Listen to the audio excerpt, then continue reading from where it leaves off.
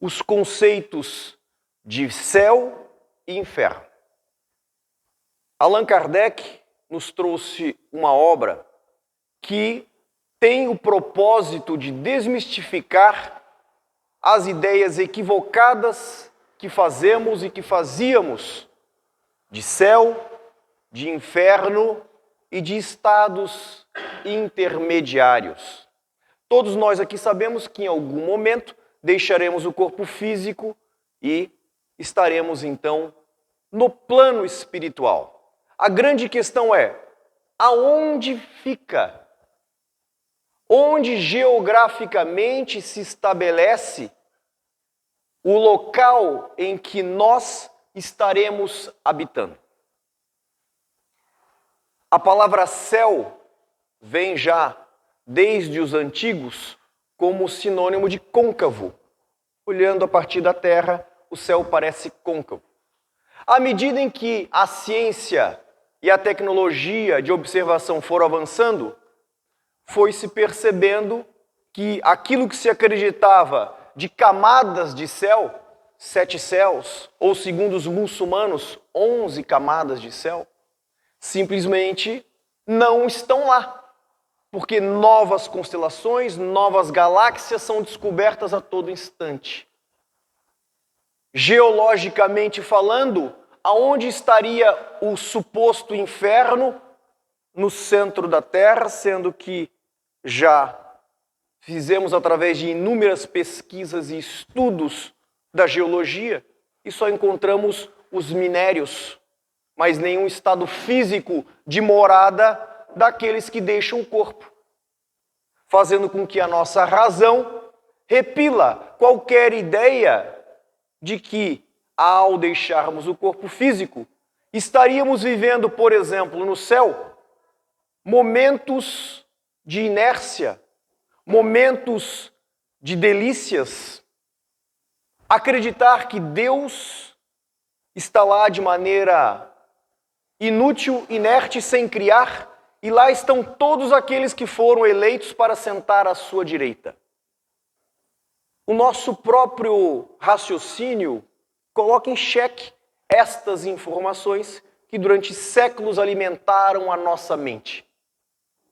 Da mesma forma, a ideia de se imaginar um lugar infernal onde as criaturas estariam condenadas eternamente. Sendo que tudo no universo é criação de Deus, Deus não poderia ter criado algo ruim. A única coisa que existe de ruim ou de mal são criações dos homens e não de Deus. E existe uma historinha muito conhecida, muito provavelmente vocês também conhecem, que reflete o pensamento da noite de hoje. É a história do monge e do samurai. Um samurai, mestre nas artes das batalhas e das lutas, procura um monge extremamente sábio da sua região para lhe fazer um questionamento. O samurai pergunta ao monge o que é a definição de céu e o que é a definição de inferno. O monge tranquilamente olha para o samurai e responde: eu não vou te responder porque não passas de um rústico. E começou a soltar alguns tipos de comentários que afetaram diretamente o ego daquele samurai. O samurai, enfurecido pela maneira com que o monge lhe respondera, saca a sua espada e ameaça o monge, lhe dizendo: eu poderia arrancar a sua cabeça neste momento. O monge olha para ele calmamente e diz: isso é o inferno.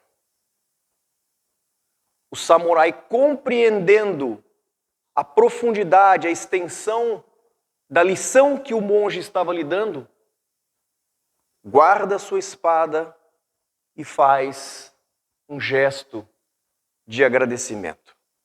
Então o monge lhe disse. E isso é o céu. Nos deixando claro uma coisa, que céu e inferno não são lugares geográficos, não estão em nenhum lugar a não ser dentro de nós mesmos. É um estado da alma. Nós criamos o nosso próprio céu, nós criamos o nosso próprio inferno a todos os instantes. Céu e inferno não se trata de quando deixarmos o nosso corpo, lugares geográficos que possivelmente habitaríamos. Se trata do hoje. Por isso que Jesus dizia que o reino dos céus não tem aparências externas. O reino dos céus está dentro de vós. O reino dos céus é semelhante a um pescador que atirou a sua rede ao mar e puxou os peixes de dentro para fora. Uma senhora samaritana uma vez questionou Jesus aonde se deveria adorar a Deus, se no templo ou se nas montanhas dos gafanhotos, porque os samaritanos não concordavam com os cultos materiais que aconteciam nos templos. E Jesus respondeu: nem nos templos, nem nas montanhas, mas na intimidade do teu coração. Céu e inferno, estado da alma. Todos aqui lembram da passagem de Jesus no momento final, quando está crucificado e um dos ladrões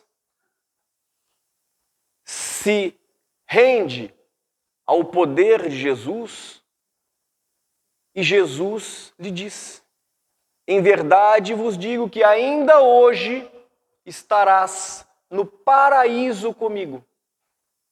E Emmanuel, no Fonte Viva, ele nos traz uma passagem que nos esclarece muito sobre esse momento de Jesus.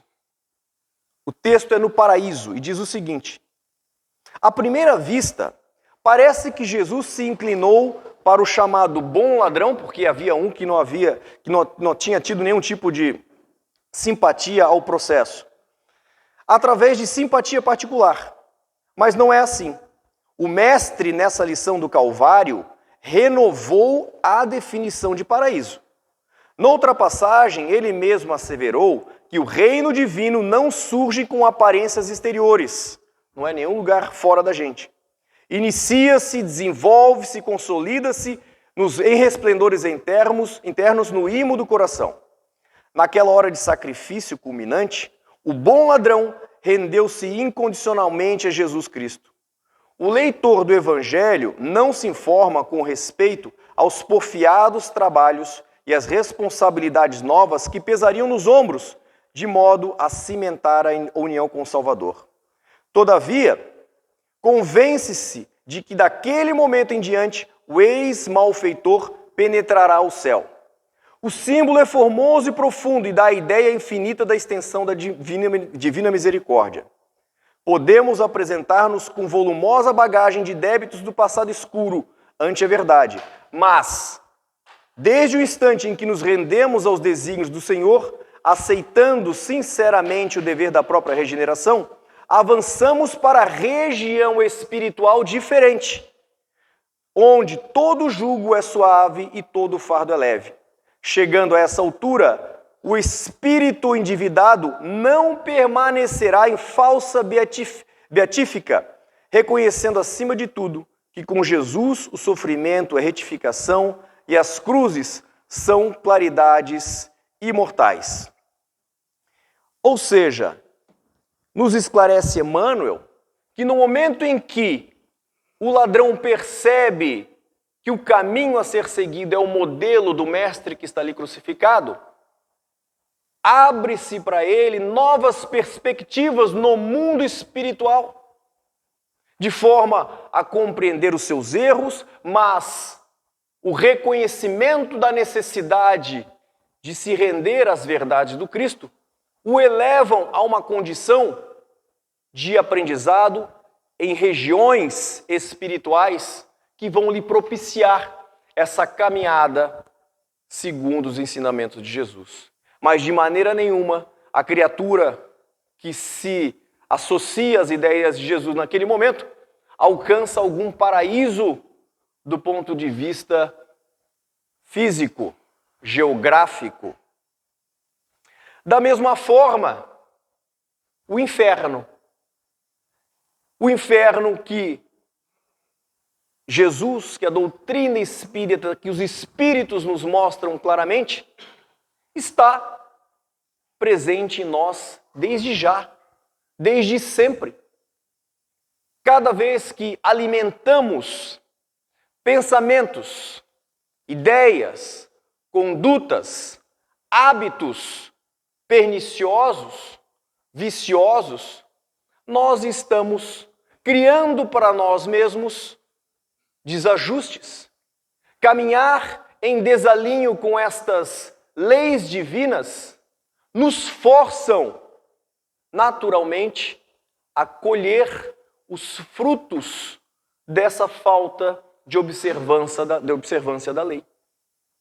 Então, os males que vivemos, as dificuldades que encontramos, que muitas vezes a criatura pode se achar vivendo num verdadeiro inferno, nada mais são do que as próprias criações das nossas atitudes, pensamentos, hábitos.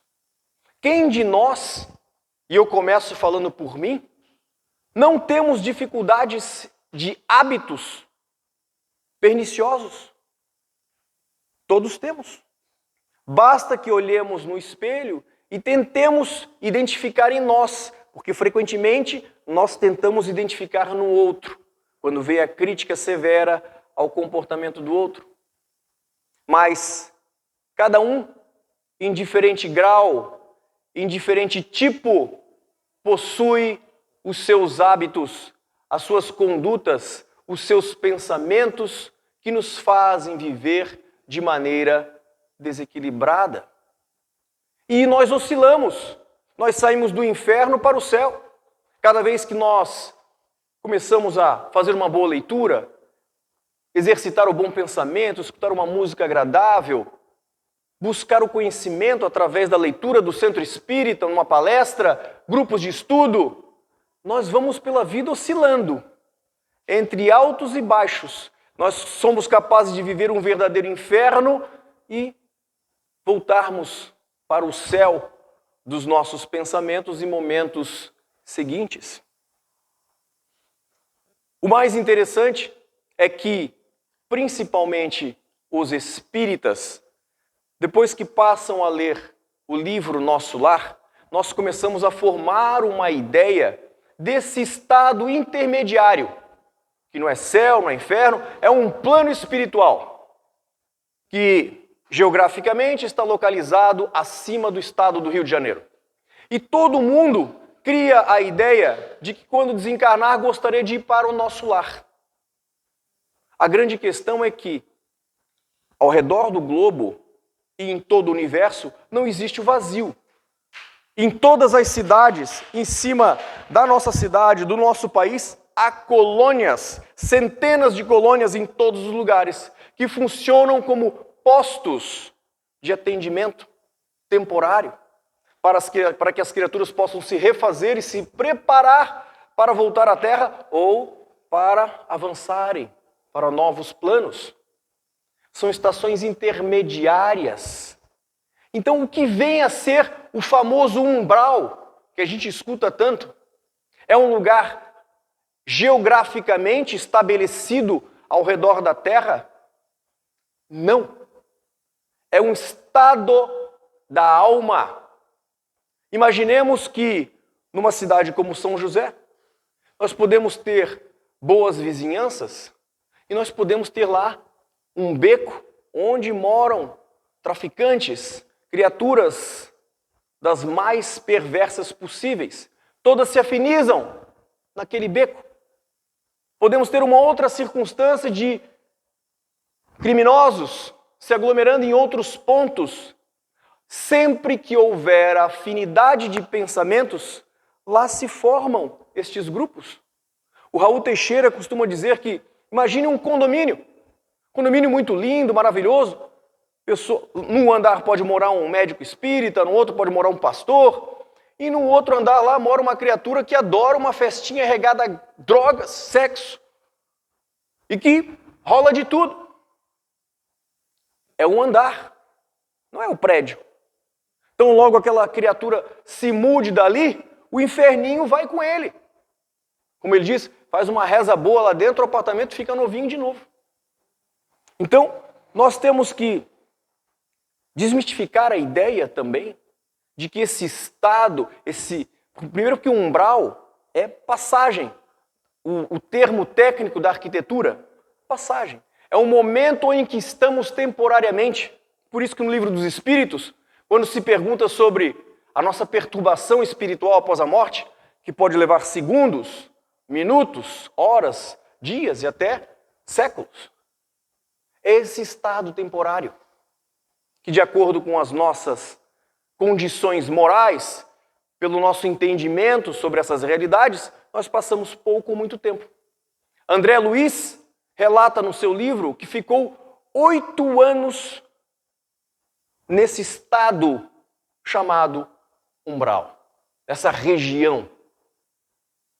Tão logo depois desses 8 anos, ele se lembrou de como a sua mãe lhe ensinava a rezar, porque ele estava tão absorvido pelas ideias que lhe faziam permanecer daquela condição, que ele não percebia o bem que estava à sua volta. Não é porque ele estava pagando, era o estado da mente. Como disse ali, o criminoso, tão logo reconheceu a necessidade de se refazer, teve acesso a novas condições, a novas regiões. E André Luiz tão logo lembrou dos ensinamentos da sua mãe, fez uma oração. Assim que ele faz a oração, ele consegue perceber a presença da sua mãe e perceber a presença dos espíritos que a acompanhavam, os benfeitores. Então ele é levado para nosso lar. Quando ele chega em nosso lar, que ele começa já a ter condições de conhecer aquele instituto, lá ele visitou a Câmara de Retificações, onde estavam pessoas ali internadas em estado de perturbação profunda, tendo pesadelos dos mais terríveis. O que era esta câmara a não ser também um umbral? Onde há essa afinidade, essa perturbação nos pensamentos, esse desequilíbrio dos pensamentos, você vai se afinizar com aqueles que se desequilibram como você no mesmo pensamento. E aí vem, quando a gente fala em desmistificar o que é céu, desmistificar o que é inferno, naturalmente as palavras associadas diabo, Beuzebu, demônio, capeta, a minha sogra, se fala qualquer um desses nomes, ela enlouquece, assim, pelo amor de Deus. Cultural, é um medo cultural e irracional. Porque se nós analisarmos a origem dessas palavras, nada tem a ver com o chefe do inferno. Porque essa criatura não existe. Não existe o capeta, não existe isso. Existem espíritos em estado temporário de maldade. Estes espíritos nos influenciam? Sim. Tanto é que o livro dos Espíritos, Kardec pergunta, influencia os espíritos na nossa vida? Mais do que podeis imaginar, pois frequentemente são eles que vos dirigem. Então muitas pessoas que não conhecem o Espiritismo, que pertencem a algumas religiões mais rigorosas, acham que todos os nossos erros, as nossas viciações, as nossas condutas equivocadas, a culpa é do capeta. A culpa não é minha, a culpa é do capeta.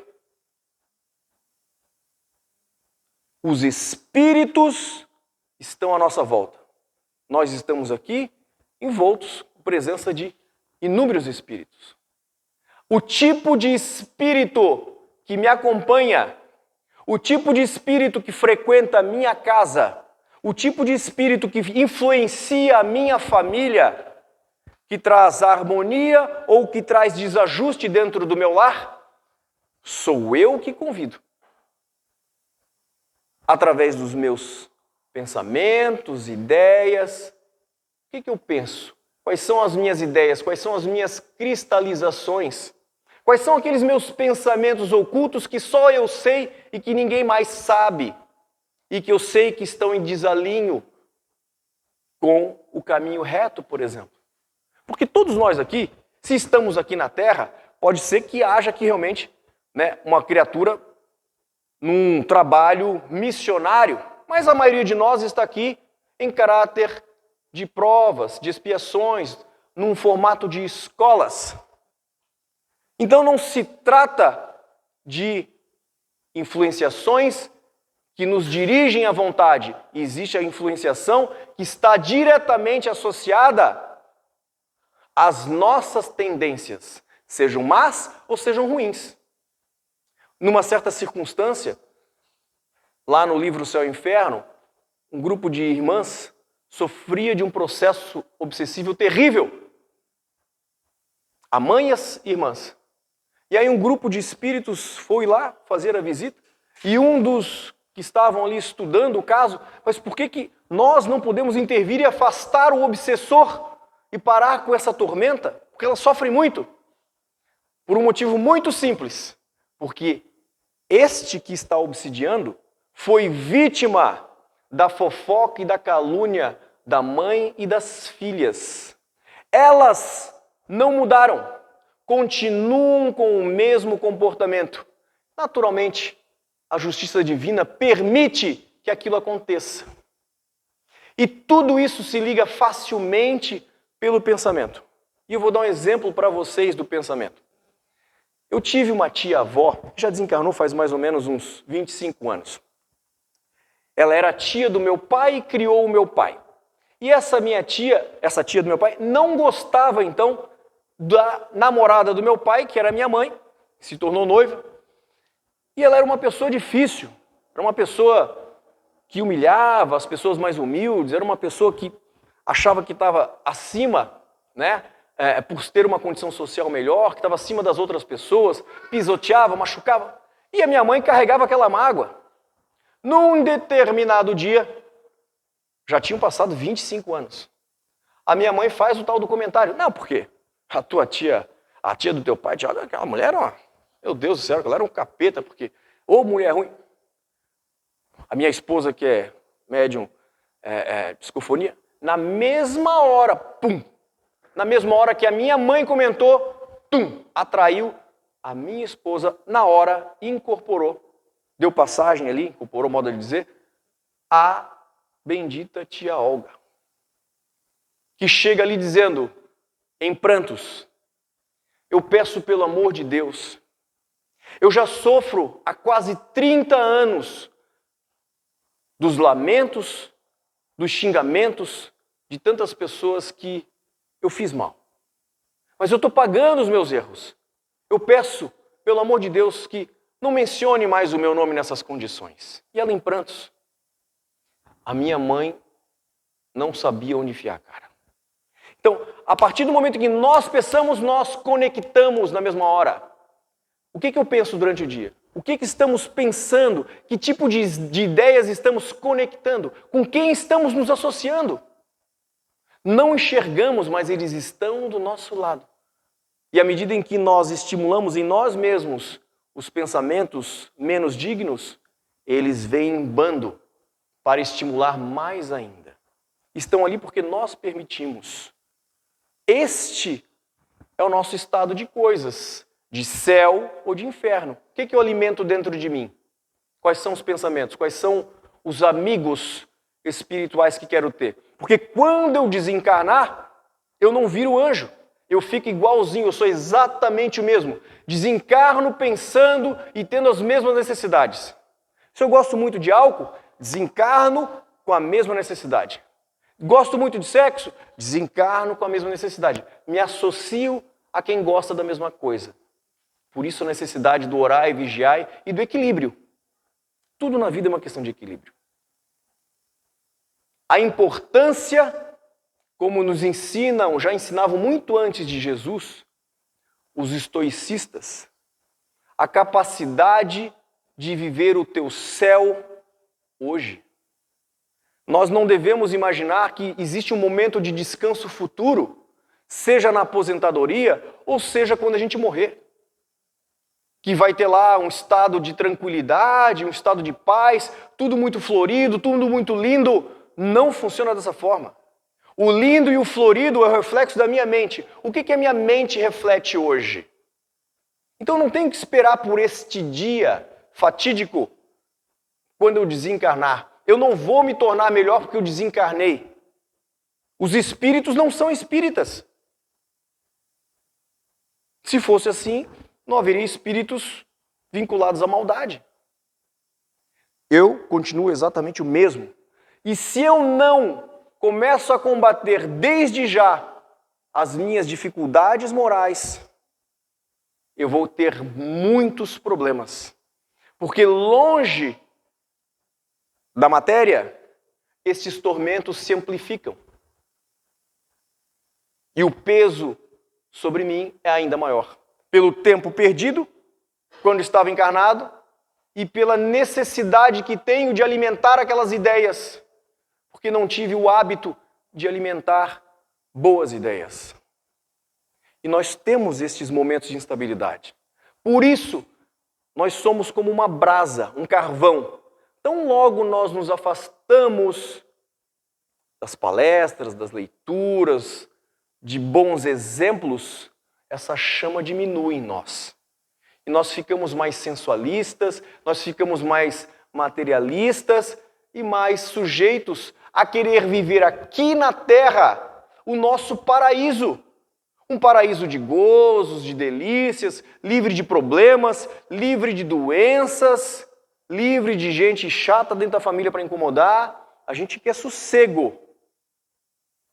E acha também que quando desencarnar, vai ter esse tipo de cenário. Viver o hoje com equilíbrio, viver o hoje, o nosso céu. Porque é hoje que nós estamos vivendo o nosso céu ou o nosso inferno. Eu tenho uma tia, coitada, desde que eu me conheço por gente, ela tem já 68, ela tem diabetes, já perdeu praticamente todos os dedos dos pés, está prestes a perder os pés. Desde que eu me conheço por gente, ela é uma pessoa rabugenta. Ela consegue brigar com o vizinho do lado esquerdo, do lado direito, da frente, da rua inteira e diz: Franco, eu não sei porquê, eu sou tão boa, as pessoas brigam comigo. Os anos se passaram. Ela morava aqui em Balneário, hoje ela mora lá em São Pedro. Ela é exatamente a mesma pessoa. Aquela pessoa rancorosa, aquela pessoa... É uma pessoa que viveu nessa vida um inferno constante. Ter bons hábitos, a doutrina espírita nos mostra como. Saber buscar, entender como é que a gente funciona, quais são as nossas dificuldades, a doutrina espírita nos mostra o caminho. Desmistifica que não tem benefício para ninguém. Ninguém morre, vai para o céu porque é escolhido por isso ou por isso, porque tomou a extrema-unção do Padre. Não. Nós entramos no mundo espiritual do mesmo jeito. E não é um céu. É uma amplitude de regiões, é uma amplitude de locais que vão estar associados à nossa maneira de ser e de pensar. A passagem aqui na Terra é brevíssima. A grande questão é, aonde eu quero estar? Que parte deste condomínio que é tão bonito, que é a criação de Deus, eu quero ter o direito de habitar? Eu vou querer habitar naqueles lugares bacanas, bonitos, floridos, com pessoas bacanas, ou eu vou habitar os guetos, ou eu vou habitar aqueles lugares mais terríveis, sujos, fétidos, que podem existir. Porque florido pode ser o meu pensamento e lamacento pode ser também os meus ideais e a minha conduta.